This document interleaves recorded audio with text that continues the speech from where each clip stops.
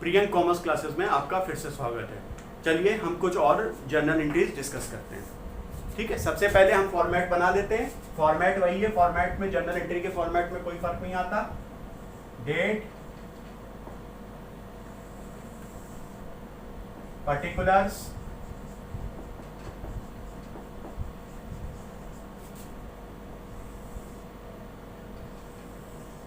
Laser folio, amount debit और amount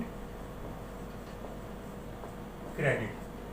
चलिए आज का डिस्कशन शुरू करते हैं।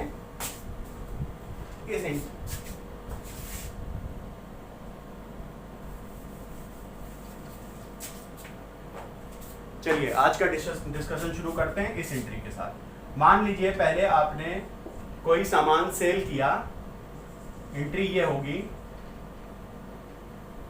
Cell of goods to Mohan ₹9,000। ठीक, सबसे पहले जो भी ट्रांजैक्शन आपको दिख रहा है, इसमें सबसे पहले वो अकाउंट सेलेक्ट करिए जिस पे इम्पैक्ट पड़ रहा है। ठीक है, सबसे पहला काम हम यही करते हैं, जो भी हमें ट्रांजैक्शन दिख रहा होगा वो अकाउंट सेलेक्ट करेंगे जिस पे इम्पैक्ट पड़ेगा।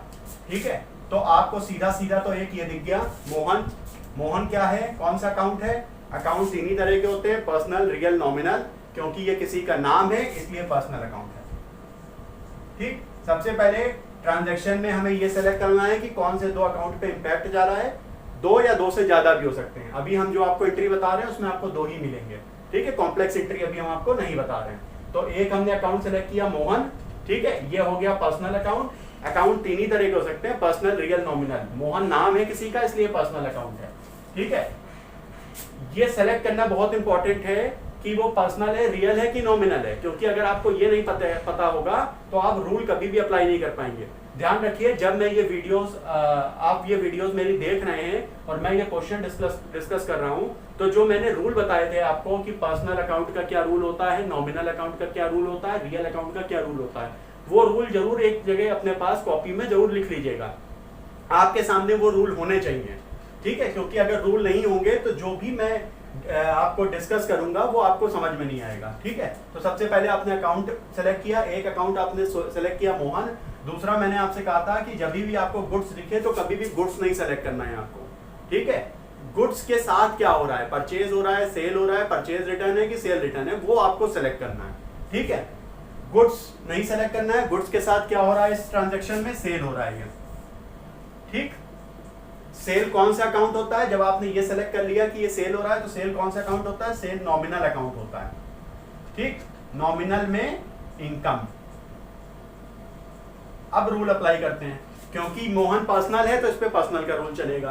पर्सनल अकाउंट का रूल क्या कहता है? Debit the receiver, credit the giver. अब आप ये बताइए, आप मोहन को सामान सेल कर रहे हो, तो अगर आप मोहन को सामान सेल करते हो तो मोहन रिसीवर होगा कि गिवर होगा? सिंपल सी बात है। मोहन पर्सनल है तो पर्सनल का रूल देखिए जाके। पर्सनल का रूल क्या कहता है? डेबिट में एक चीज है, डेबिट द रिसीवर, क्रेडिट में दूसरी चीज है, क्रेडिट द गिवर। तो अब आप बताइए मोहन क्या है आपके लिए, रिसीवर है कि गिवर है? अगर आपने मोहन को सामान बेचा है, ठीक, तो मोहन रिसीवर हो सकता है सामान का, गिवर नहीं हो सकता। तो ये रिसीवर है। ठीक है, और रूल ये कहता है debit the receiver, credit the giver. तो ये डेबिट हो गया। क्यों? क्योंकि रूल कहता है डेबिट द रिसीवर। और जो सेल्स है ये नॉमिनल अकाउंट है आपका, और ये है इनकम। और नॉमिनल अकाउंट का रूल क्या कहता है? Debit all expenses and losses, credit all income and gain. क्योंकि ये नॉमिनल है और इनकम है, सेल्स इनकम होती है, खर्चा तो होता नहीं है, तो ये क्रेडिट हो जाएगा। क्यों? क्योंकि नॉमिनल अकाउंट का रूल कहता है कि debit all expenses and losses. तो इसमें एक्सपेंसेस और लॉसेस तो कुछ है नहीं नॉमिनल में, इसमें क्या कौन सा रूल अप्लाई हो जाएगा? Credit all income and gain. तो इसको क्रेडिट कर दिया। अब इसकी एंट्री हम लिख लेंगे। एंट्री क्या लिखेंगे हम? मोहन डेबिट हो रहा है तो मोहन, ध्यान रखिएगा एक चीज और, जब कोई लिविंग पर्सन होता है उसका अकाउंट लिखते हैं तो अपोस्ट्रोफी एस के साथ लिखते हैं। मोहन्स अकाउंट डेबिट टू, ठीक, सेल्स अकाउंट।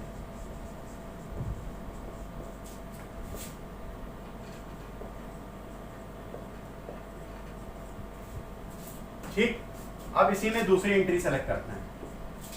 दूसरी एंट्री क्या है? Goods sold to Mohan returned by him ₹900। ठीक, ये क्या कह रहा है कि जो सामान पिछले ट्रांजैक्शन में आप देखिए आपने मोहन को बेचा था 9000 में, ठीक, उसमें से कुछ सामान ऐसा था जो जब मोहन ने अपना कार्टून खोला होगा या उसका वेरिफिकेशन किया होगा तो उसको लगा कि उसके स्पेसिफिकेशन के हिसाब से नहीं है या टूटा फूटा या जो भी है, तो वो जो गुड्स है वो मोहन ने रिटर्न कर दिया है, हमें वापसी कर दी है। ठीक, अब इसमें अकाउंट सेलेक्ट करिए। सबसे पहले जो भी ट्रांजैक्शन आएगा उसमें मिनिमम 2 अकाउंट हो रहे होंगे, कोई अकाउंट डेबिट हो रहा होगा, कोई अकाउंट क्रेडिट हो रहा होगा। ऐसा नहीं होगा कि 2 डेबिट मिल जाएं और क्रेडिट कोई ना मिले या 2 क्रेडिट मिल जाए डेबिट कोई ना मिले। हमेशा मिनिमम कम से कम 1 डेबिट या 1 क्रेडिट जरूर ढूंढेंगे आप। ठीक, तो आपने सेलेक्ट किया मोहन, पहले तो बड़ा आसान है सेलेक्ट करना मोहन को क्योंकि ये नाम से ही दिख जाता है, पर्सनल अकाउंट है। ठीक, और दूसरा मैंने आपसे कहा था कि जब भी गुड्स दिखे तो ये जरूर ध्यान रखिएगा कि जो भी गुड्स है उसमें गुड्स नहीं सिलेक्ट करते हैं, गुड्स के साथ क्या हो रहा है, परचेज है कि सेल है कि परचेज रिटर्न है कि सेल रिटर्न है, तो उसको हम सेलेक्ट करेंगे। तो यहाँ पे रिटर्न हो रहा है। ठीक, रिटर्न क्या होता है, एक तरह का सेल्स रिटर्न हो या परचेज रिटर्न हो, ये नॉमिनल अकाउंट होता है। ठीक, अब नॉमिनल में क्या होता है, ये नॉमिनल में वैसे ये एक्सपेंस नहीं है पर इसका ट्रीटमेंट एज ए एक्सपेंस होता है। क्यों? क्योंकि देखिए जैसे हमने आपको परचेज में डिस्कस किया था और परचेज रिटर्न डिस्कस करते वक्त आपको ये बताया था परचेज आपका खर्चा होता है। ठीक, अब अगर आपने रिटर्न कर दिया, रिटर्न करने का मतलब क्या हो गया कि पहले मान लीजिए आपने 6000 का परचेज किया था, 600 का रिटर्न कर दिया आपने, तो जो पहले खर्चा आपका 6000 का था अब आपने क्योंकि 600 का रिटर्न कर दिया तो 5400 का बचा। तो अकाउंट्स में एक्सपेंस का कम होना भी इनकम कहलाता है। इसी तरह अकाउंट्स में इनकम का कम होना एक्सपेंस कहला सकता है। ठीक, कैसे? जब आपने बेचा था तब 9000 का था, 900 की वापसी आ गई, तो पहले इनकम 9000 मानी, अब ये वापसी आ गई 900 की, तो जब 900 की वापसी आ गई तो इसका मतलब क्या हो गया, इनकम कम हो गई। इनकम कम होने का मतलब एक्सपेंस। अब अगर इसकी एंट्री आपको करनी है तो कैसे करेंगे, आपने अकाउंट पहले सेलेक्ट कर दिया तो ये पर्सनल मिल गया आपको, ये नॉमिनल मिल गया। ठीक, अब ये पर्सनल का रूल क्या कहता है, debit the receiver credit the giver. अब ये बताइए ये जो सामान है पहले तो आपने बेचा था, अब ये वापस आ रहा है। अगर वापस आ रहा है तो मोहन आपके लिए क्या है, रिसीवर है कि गिवर है? अगर मोहन हमें सामान वापस कर रहा है तो मोहन हमारे लिए गिवर हो गया, और गिवर होने का मतलब पर्सनल अकाउंट का रूल कहता है क्रेडिट द गिवर। और ये जो रिटर्न आ रही है सेल्स रिटर्न, ये हमारे लिए एक्सपेंस हो गई। एक्सपेंस का मतलब होता है debit all expenses credit all income and gain. तो नॉमिनल अकाउंट के रूल के हिसाब से ये डेबिट हो जाएगा। क्रेडिट का नॉमिनल लगेगा ही नहीं क्योंकि क्रेडिट इसमें एप्लीकेबल होता ही नहीं है नॉमिनल में, इस ट्रांजैक्शन में। क्यों? क्योंकि कोई इनकम और गेन तो है नहीं, यहाँ तो केवल एक्सपेंस हो रहा है हमारा, इसलिए डेबिट का रूल एप्लीकेबल होगा। इसी तरह पर्सनल में यहाँ डेबिट द रिसीवर का कोई मतलब ही नहीं है क्योंकि यहाँ कोई रिसीवर है नहीं।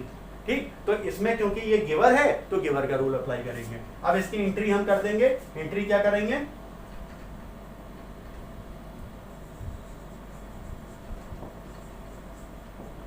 Sales return account debit to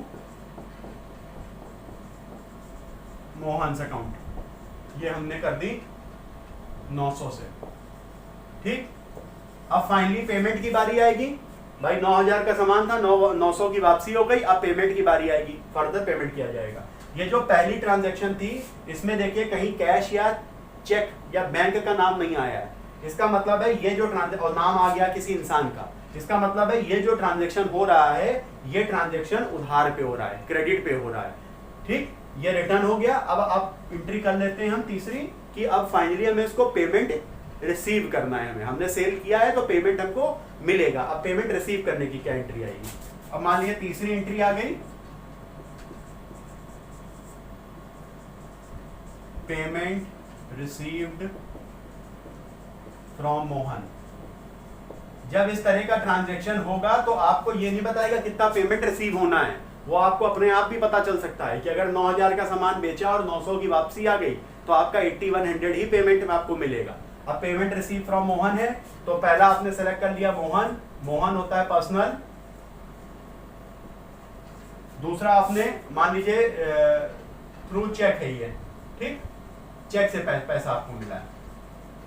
दूसरा आपने चेक सेलेक्ट कर लिया, चेक का मतलब होता है बैंक, ठीक, और बैंक भी क्या होता है, पर्सनल, ठीक। अब मोहन क्या है, मोहन ने पैसे दिए हैं तो ये पर्सनल, और जो बैंक है वो भी पर्सनल। अब क्योंकि दोनों पर्सनल है तो पूरा पर्सनल का रूल लग जाएगा। डेबिट द रिसीवर, पर्सनल का रूल क्या कहता है, debit the receiver, credit the giver. अब मोहन बताइए यहाँ रिसीवर है कि गिवर है? अगर ट्रांजैक्शन में पैसे आपको मिले हैं तो मोहन गिवर होगा, रिसीवर तो हो नहीं सकता। जब वो पैसे हमको दे रहा है तो वो क्या है, वो गिवर है, तो ये क्रेडिट कर दोगे। क्यों? क्योंकि ये गिवर है। और हमारे बैंक को पैसे मिल गए, बैंक भी पर्सनल अकाउंट होता है, तो हमारे बैंक को पैसे मिल गए भाई, उसने थ्रू चेक पेमेंट किया तो मतलब बैंक में हमारे पैसे आ गए, तो बैंक हमारा इस रिलेशन से क्या हुआ, डेबिट द रिसीवर, ये रिसीवर है, इसको आप डेबिट करेंगे। अब एंट्री आप फॉर्म कर लीजिए, आपकी एंट्री बनेगी bank account debit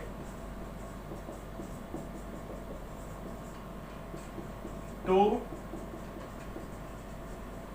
Mohan account, और अमाउंट सिंपल सा 8100 रुपए।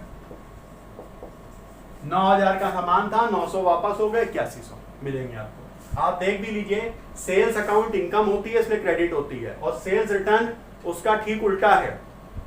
सेल्स का उल्टा क्या है, sales return, sales return, sales में हम बेचते हैं, सेल्स रिटर्न में वो सामान वापस आ जाता है। इसीलिए जब सेल्स क्रेडिट होती है, आप देख रहे हैं, तो सेल्स रिटर्न हमेशा आपको डेबिट में मिलेगा, कभी ये क्रेडिट में नहीं मिलेगा आपको, ठीक। एक चीज, दूसरी चीज, ये जो वर्ड है सेल्स रिटर्न, इसका एक दूसरा वर्ड भी होता है। सेल्स रिटर्न को हम ये भी कहते हैं, ध्यान रखिएगा, return inward. Sales return equals to return inward.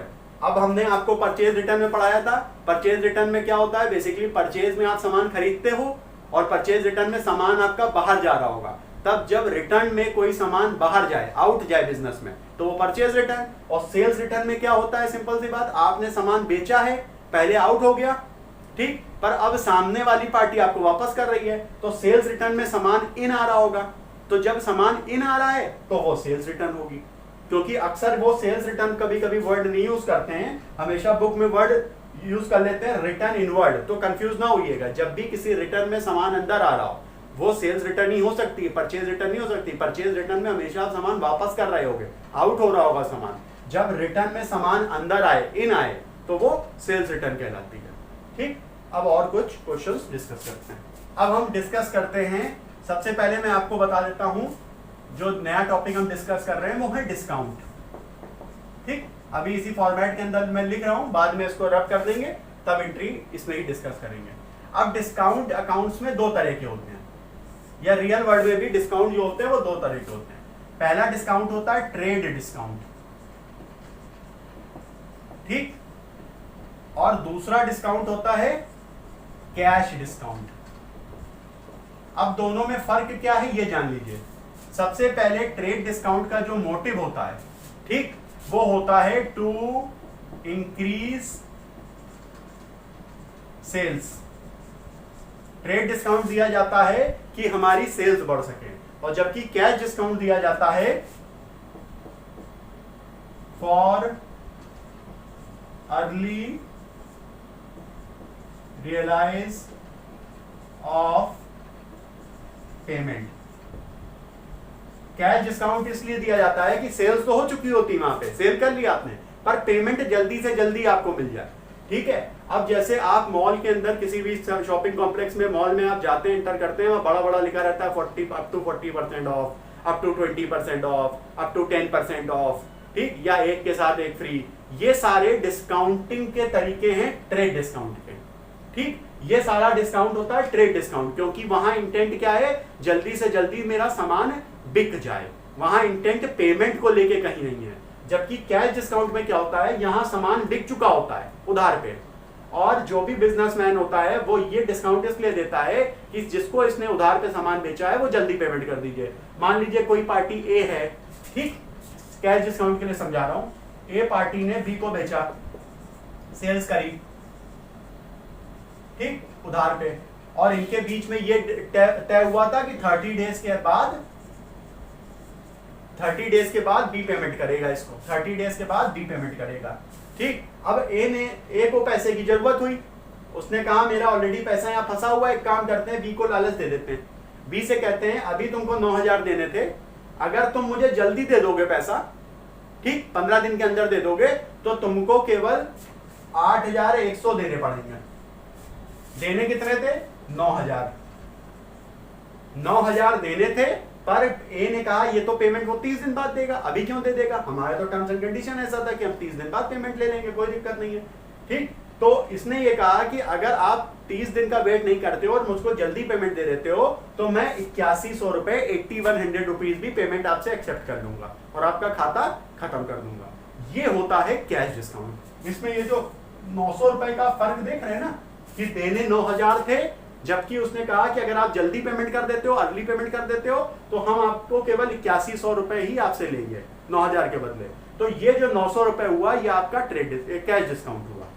ठीक, अब इसकी एंट्री कैसे करते हैं अकाउंट्स में, ये जान लीजिए। सबसे पहले ध्यान रखिए, ट्रेड डिस्काउंट की नो एंट्री होती, कोई एंट्री नहीं होती। ठीक, और ओनली कंसिडर्ड इन कैलकुलेशन। इसकी कोई एंट्री नहीं होती, केवल कैलकुलेशन में कंसिडर किया जाता है। अब वो क्या होता है वो भी अभी बता देंगे। और इसकी एंट्री होती है। अब कैलकुलेशन में कंसिडर करने का मतलब क्या होता है? मान लीजिए आपको इंफॉर्मेशन दे रखी है, गुड्स परचेज्ड फ्रॉम राम, ये ट्रेड डिस्काउंट का है, ₹9,000 ट्रेड डिस्काउंट 10%। ठीक, ये ट्रेड डिस्काउंट का एग्जांपल मैं आपको बता रहा हूं किस तरह आएगा। वो ये कहेगा कि आपने 9,000 के गुड्स खरीदे हैं राम से और ट्रेड डिस्काउंट आपका 10% है। ठीक, तो मैंने आपको क्या बताया, ट्रेड डिस्काउंट की कोई एंट्री नहीं होती। मतलब जर्नल एंट्री जो हम करते हैं डेबिट क्रेडिट वाली, उसमें कहीं एंट्री नहीं होती, केवल ये अमाउंट कंसीडर किया जाता है कैलकुलेशन में। मतलब ये जो ट्रेड डिस्काउंट है, इसका केवल कैलकुलेशन पे इंपैक्ट पड़ता है। ठीक, कैलकुलेशन पे इंपैक्ट कैसे पड़ेगा? 9,000 का सामान था, 10% ट्रेड डिस्काउंट मिला है। ये कैश से ना कंफ्यूज होइएगा, क्योंकि फिगर सेम है। ये एक काम करते हैं, इसको चलिए 6,000 मान लेते हैं।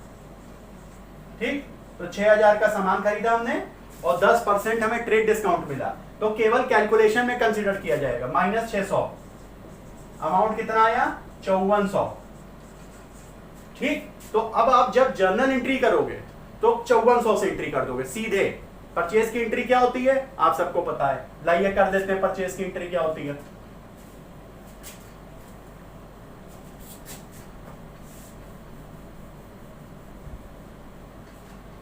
ठीक, परचेज की एंट्री क्या होती है? सबसे पहले ये अगर ट्रांजैक्शन है तो इसमें सेलेक्ट करिए कौन से दो अकाउंट पे इंपैक्ट जा रहा है। पहला आपको दिख गया राम। ठीक, राम कौन सा अकाउंट होता है? राम होता है पर्सनल। और पर्सनल का रूल क्या होता है? पर्सनल का रूल सिंपल सा, debit the receiver credit the giver. तो ये जो राम हुए, ये डेबिट द रिसीव, अगर आप परचेज कर रहे हो उनसे, सामान खरीद रहे हो, तो ये क्रेडिट द गिवर हुए। ठीक, ये रिसीवर नहीं हुए, डेबिट द रिसीवर नहीं है, हम इनसे खरीद रहे हैं, क्रेडिट द गिवर है। दूसरा मैंने आपसे कहा था, जब भी गुड्स दिखे तो गुड्स के साथ क्या हो रहा है, परचेज है कि सेल है, कि परचेज रिटर्न है कि सेल रिटर्न है, वो सेलेक्ट करिए। तो गुड्स परचेज हो रहे हैं। ठीक, परचेज क्या होता है मेरा? नॉमिनल अकाउंट होता है। नॉमिनल अकाउंट का रूल क्या कहता है? Debit all expenses, credit all income and gain. आप परचेज कर रहे हो तो इनकम तो नहीं हो रही होगी। ठीक है, परचेज करने से आपका एक्सपेंस ही बढ़ता है, तो आपने इसको डेबिट किया। एंट्री क्या करेंगे आप? परचेज अकाउंट डेबिट टू, कौन था, किससे खरीदा था? राम से अकाउंट। ठीक, और ये एंट्री सीधे 5400 से कर दोगे, 5400 से आप कर दोगे। यहां कहीं ट्रेड डिस्काउंट एंट्री में नहीं आएगा, केवल वो जो अमाउंट होता है वो आपकी परचेज से लेस होके डायरेक्ट जो अमाउंट निकलता है वो यहां लिख देते हैं। इसी का मतलब मैंने ये लिखा था कि एंट्री में कहीं आपको डिस्काउंट वर्ड नहीं दिखेगा, पर आप कंसिडर करोगे इन कैलकुलेशन करते वक्त उस अमाउंट को बस कंसिडर कर लोगे। कंसिडर करने का मतलब क्या है, जो भी आपकी परचेज सेल होगी उसमें से वो अमाउंट आप माइनस करके जो अमाउंट निकलेगा फाइनली वो डायरेक्ट उसी से एंट्री कर दोगे। इसको कहते हैं केवल कैलकुलेशन में कंसिडर करना, एंट्री में कहीं नहीं है। ठीक, जबकि कैश डिस्काउंट जब अभी मैं एंट्री आपको बताऊंगा तो आपको एंट्री में भी डिस्काउंट दिखेगा डेबिट या क्रेडिट में कहीं। ठीक, जबकि ट्रेड डिस्काउंट में एंट्री में वो कहीं नहीं दिखता। वो सिंपल सा आप जो कैलकुलेशन अपनी बनाते हो उसमें से वो माइनस कर देते हो, जो फर्दर अमाउंट आ गया फाइनल वो केवल उसी से एंट्री हो जाती। एंट्री में डिस्काउंट कहीं नहीं दिखेगा आपको। ठीक, अब चलिए इसी तरह से कैश डिस्काउंट हम डिस्कस कर, कैश डिस्काउंट डिस्कस कर रहे हैं। तो कैश डिस्काउंट का मतलब है कि एंट्री में वो कहीं ना कहीं आएगा अमाउंट, डायरेक्ट नेट करके अमाउंट नहीं लिखोगे उसमें आपको एंट्री में भी रिफ्लेक्ट होगा। अब वो क्या होगा ये देख लीजिए, एक मैं एग्जांपल के थ्रू आपको समझा रहा हूं। ठीक, payment made to Ram and cash discount received 10%। पिछले ही वाला इलस्ट्रेशन से ही मैं समझा रहा हूं आपको। वहां पे सामान हमने बेचा था राम को, खरीदा था राम से खरीदा था, तो 6,000 का सामान था, 10% कैश ट्रेड डिस्काउंट हो गया था, तो 6,000 के सामान में 10% माइनस कर दिया, 5400 निकला, डायरेक्ट 5400 से एंट्री कर दी। अब वही राम को हमें पेमेंट करना है। भाई सामान खरीदा था उस समय उधार पे खरीदा था, वो कहीं वहां तो कैश और बैंक की कोई दिक्कत वो ट्रांजेक्शन हुए नहीं थे, केवल ये था कि खरीदा हुआ है, वहां कैश से हुआ है कि बैंक से हुआ है ये नहीं बताया गया था। अब फर्दर हम राम को पेमेंट कर रहे हैं। ठीक है, अब जब राम को हम पेमेंट कर रहे हैं तो ये कह रहा है कि राम से हमें 10% डिस्काउंट रिसीव हुआ है। जब आप पेमेंट करोगे तो डिस्काउंट मिल सकता है, डिस्काउंट आप दोगे नहीं, किसी भी सेंस में आप जाके देख लीजिए, दुकान में खड़े होइए, अगर आप पेमेंट कर रहे हैं तो डिस्काउंट मिल रहा होगा। कभी ऐसा नहीं होगा कि पेमेंट भी कर रहे होगे डिस्काउंट भी दे रहे होगे, ऐसा नहीं हो सकता। ठीक है, तो सामने वाली जो पार्टी थी, जो राम थी, तो राम ने कहा कि भैया एक सिनेरियो आप ले लीजिए कि आप अर्ली पेमेंट कर दोगे, वैसे हम उसको देते 30 दिन बाद, हमारी उसकी अंडरस्टैंडिंग है, ये क्रेडिट पॉलिसी है। ठीक है, कि हम 30 दिन का उधार देते हैं, पर उसने लालच दी, उसने कहा भाई आज ही पेमेंट कर दोगे या 10 दिन के अंदर पेमेंट कर दोगे तो हम 10% डिस्काउंट आपको दे देंगे। तो अब उस लालच के कारण हम उसको अर्ली पेमेंट कर रहे हैं। तो ये जो डिस्काउंट होता है जो इसलिए दिया जाता है या मिल रहा होता है ताकि कैश जल्दी रिलीज हो सके। ठीक, राम ने हमको क्यों दिया, उसने इसलिए नहीं दिया कि सेल हो जाए मेरी, नहीं इसलिए नहीं दिया क्योंकि सेल तो हो चुकी थी। ये डिस्काउंट का सीधा सा मतलब ये है कि उसको अर्ली पेमेंट मिल जाए। कैश डिस्काउंट का हमेशा यही एक रीजन होता है कि वो अर्ली पेमेंट के लिए होती है। तो अब ये जो 10% डिस्काउंट है, अब इसमें देखिए अगर आप पिछले उसमें थोड़ा सा बैक करके देखेंगे तो राम को हमें कितना पेमेंट करना था, 5400 देना था, 5400 रुपीज हमें राम को पेमेंट करना था। अब 10% अगर कैश डिस्काउंट हो गया तो इसका मतलब यह है कैश डिस्काउंट कितना निकला, 5400 का 10%, 540। ठीक, और पेमेंट हमें यानी अब कितना करना होगा,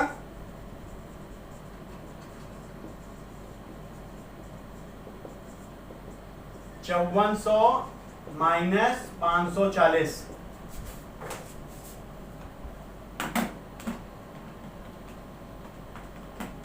पेमेंट हमें करना पड़ेगा 4860।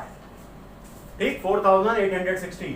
अब सबसे पहले ये तो कैलकुलेशन आपने बना ली कि फाइनली कैश डिस्काउंट कितना हुआ और पेमेंट उसको कितनी करनी है। अब ये जब कैलकुलेशन आप बना लेंगे फिर से वही चीज करनी है आपको। क्या करनी है आपको, कोई भी ट्रांजैक्शन में सबसे पहले अकाउंट सेलेक्ट करो। अब अकाउंट आपने सेलेक्ट किया, एक अकाउंट हो गया राम। राम कौन सा अकाउंट होता है, पर्सनल।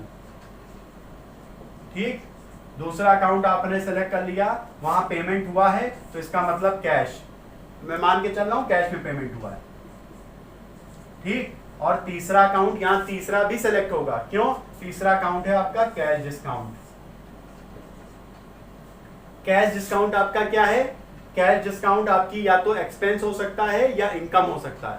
अब ये बताइए जब आप पेमेंट दे रहे हैं किसी को तो डिस्काउंट आपको मिल रहा होगा कि डिस्काउंट आप दे रहे होगे। अगर डिस्काउंट आपको मिल रहा है, पेमेंट देते वक्त डिस्काउंट आपको मिलेगा, तो ये होती है आपकी इनकम, मतलब नॉमिनल में इनकम।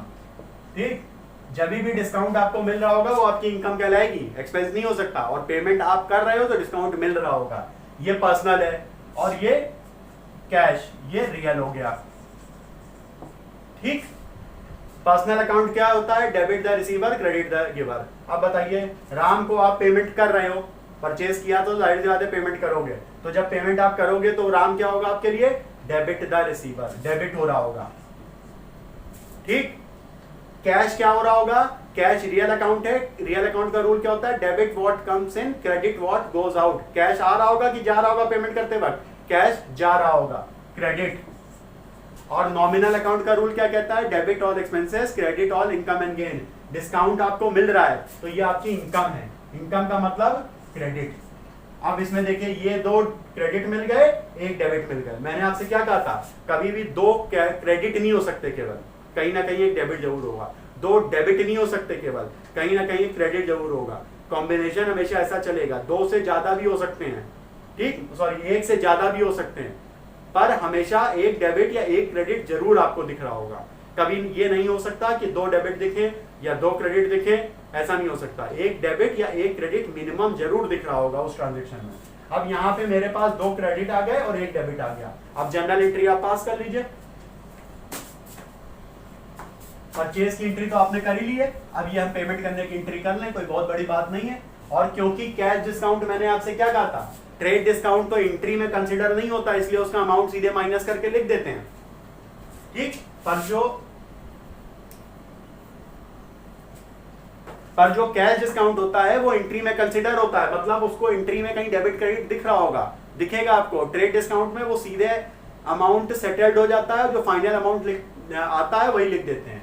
अब इसकी एंट्री क्या होगी? अब आपने ये देख लिया, ये डेबिट हो रहा है। कौन? राम, क्योंकि पर्सनल अकाउंट है तो राम अकाउंट डेबिट, और ये रिसीवर है। पर्सनल अकाउंट में रिसीवर है इसलिए डेबिट हो रहा है। Ram account debit to credit क्या हो रहा है? कैश, और टू कैश डिस्काउंट। ठीक, अमाउंट आपने पहले ही निकाल रखा है। कैश डिस्काउंट आपका 540 रुपए का है, आपने लिखा 540। पेमेंट आपने किया है 4860, यहां पे आपने लिखा 4860। और राम का अकाउंट अब पूरा 5400 से सेटल्ड हो जाएगा। ऐसा नहीं होगा कि अब कुछ बाकी रह जाएगा। तो अब जो राम का अकाउंट है वो पूरा 5400 से सेटल्ड हो गया, उसके सामने हमने 5400 लिख दिया। राम को मिला 5400 नहीं है, डायरेक्ट आप देखोगे तो मिला उसको 4860 है, पर ये 540 रुपए का एक तरह से डिस्काउंट उसने खुद हमको दे दिया। तो अल्टीमेटली एक तरह से उसने ये एक्सेप्ट कर लिया कि हाँ अमाउंट इतने पे सेटल हो रहा है, अब इससे ज्यादा कुछ नहीं मिलना। ठीक, तो ये जो इसके सामने लिखोगे ये 5400 से इसको डेबिट कर दोगे। क्यों? क्योंकि 5400 से पहले क्रेडिट किया था, अब इसका खाता खत्म कर रहे हैं आप एक तरह से। ठीक, तो ये 5400 से डेबिट हो जाएगा। तो ये कैश डिस्काउंट की एंट्री हो गई। ये है कैश डिस्काउंट रिसीव्ड की। अब इसी तरह एक सेल्स का ट्रांजैक्शन ले लेते हैं और उसमें कैश डिस्काउंट का कैसे एंट्री होती है वो डिस्कस कर लेते हैं। एंट्री आई, सबसे पहले डिस्कस कर लेते हैं। Goods sold to Shyam ₹8000, trade discount 15%।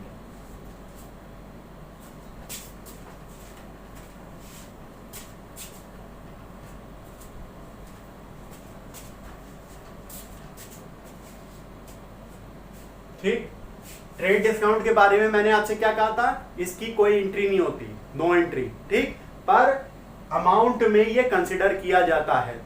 अब कैसे कंसीडर किया जाएगा अमाउंट में? हमने सामान कितने का बेचा? शाम को 8000 का। पहले अमाउंट निकाल लेते हैं, एंट्री के बारे में बाद में सोचेंगे।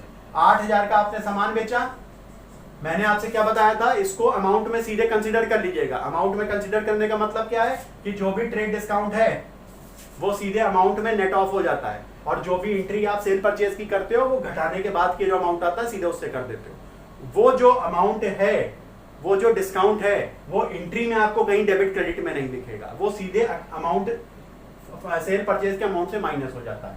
अब 8,000 का सामान आपने बेचा, 15% आपने ट्रेड डिस्काउंट दे दिया। अब 15% अगर ट्रेड डिस्काउंट दे दोगे तो ये डिस्काउंट आया आपका 1200 रुपए का। 15% कैलकुलेट कर लीजिएगा 8,000 का।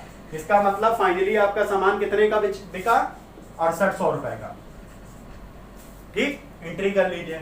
एंट्री आप क्या करेंगे, सबसे पहले एंट्री करने से पहले जो भी ट्रांजैक्शन है उसमें सेलेक्ट कर लीजिए कौन से मिनिमम 2 अकाउंट पे इंपैक्ट जा रहा होगा। एक आपको श्याम दिख गया नाम से, या आपने लिख दिया पर्सनल, ठीक, और दूसरा आपको दिख गया सोल्ड, ये यहां लिख दिया आपने सेल्स। ठीक, पर्सनल अकाउंट का रूल क्या कहता है? Debit the receiver, credit the giver. अगर किसी को सामान आप बेच रहे होंगे तो वो रिसीवर होगा कि गिवर होगा? सामान बेचो, बेच रहे हो, अब बताओ वो रिसीवर है कि गिवर है? उसको मिल रहा है कि वो दे रहा है? मिल रहा होगा सेल्स में, ये रिसीवर हो गया। ठीक, और ये जो सेल्स है ये आपकी नॉमिनल अकाउंट होता है। नॉमिनल अकाउंट का रूल क्या कहता है? Debit all expenses and losses, credit all income and gain. तो ये जो सेल्स है ये गेन आपका इनकम है। ठीक, नॉमिनल अकाउंट में क्या है? आपका इनकम है, सेल्स कभी भी एक्सपेंस नहीं हो सकती। अब आप इसकी एंट्री बना लीजिए। ये रिसीवर है, पर्सनल अकाउंट का रूल कहता है रिसीवर को डेबिट करना है, तो इसको डेबिट कर दो श्याम को।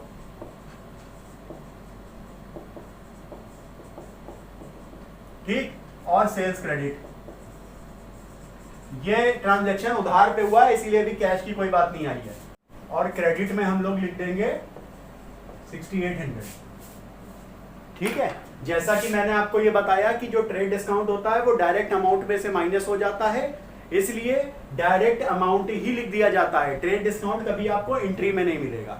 ठीक, अब फर्दर चलिए डिस्कस करते हैं हम कि अगर ये पेमेंट जो मैंने सेल्स की है, अब ये मुझे पेमेंट मिलता है और मैं उसको कैश डिस्काउंट देता हूं। जाहिर सी बात है अगर मुझे पेमेंट मिल रहा होगा तो कैश डिस्काउंट मैं दे रहा हूँ। फॉर एग्जाम्पल,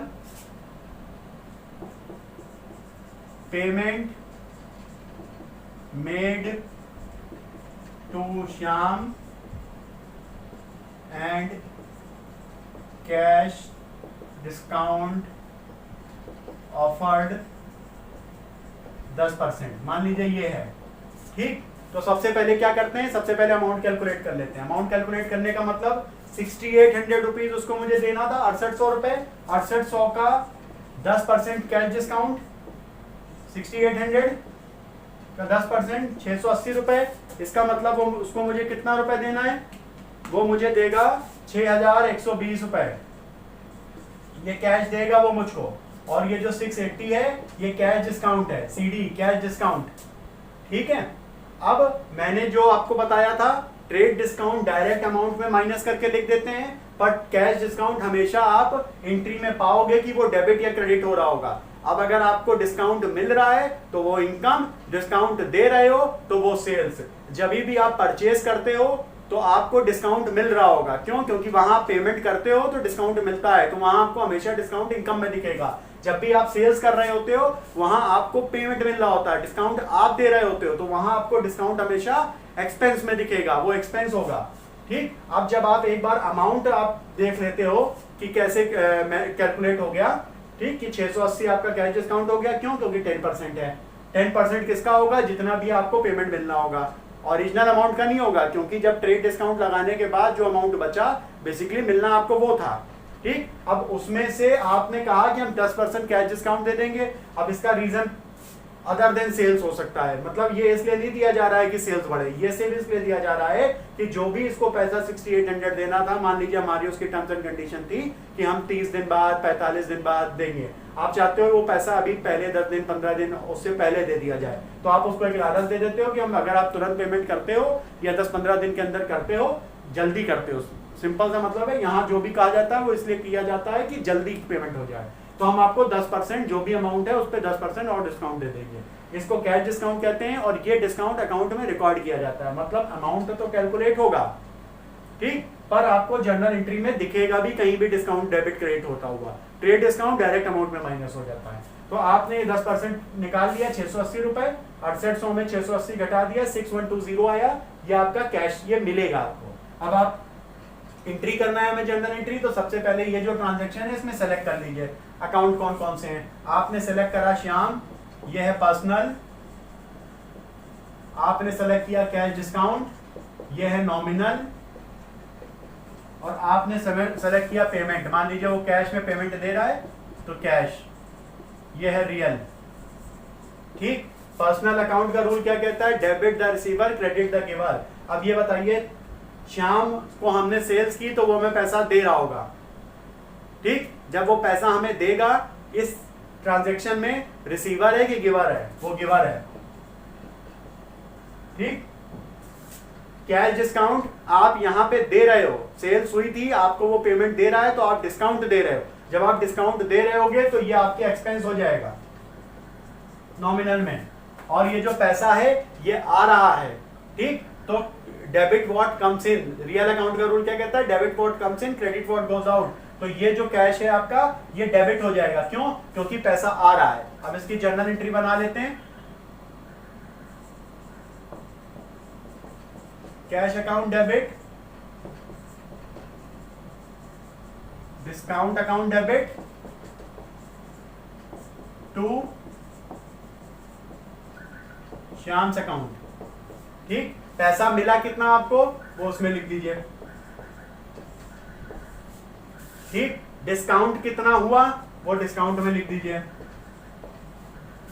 और फाइनली इसका जो अमाउंट है वो पूरा 6800 से सेटल्ड हो जाएगा। देख लीजिए, पहले 6800 से डेबिट था, अब जैसे ही ये ट्रांजैक्शन हो गई, पेमेंट रिसीव हो गया, हमने डिस्काउंट ऑफर कर दिया, अब हमारा उसका कोई लेना देना नहीं बचना चाहिए, इसीलिए पहले 6800 से डेबिट था, 6800 से क्रेडिट है। ठीक, तो ये हो गई आपकी डिस्काउंट की एंट्री सेल और परचेज दोनों में। नेक्स्ट वीडियो में हम कुछ और एंट्री डिस्कस करेंगे।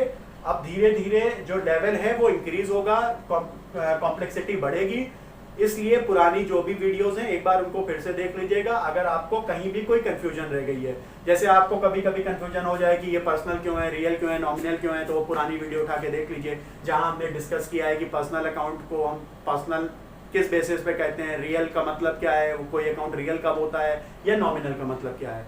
और जब भी आप क्वेश्चन लगाते हैं या ये वीडियो देखते हैं तो जो मैंने रूल आपको बताए थे पर्सनल, रियल, नॉमिनल के, वो रूल जरूर एक पेज पे कहीं अपने सामने रखिएगा ताकि आपको बेहतर तरीके से समझ में आए।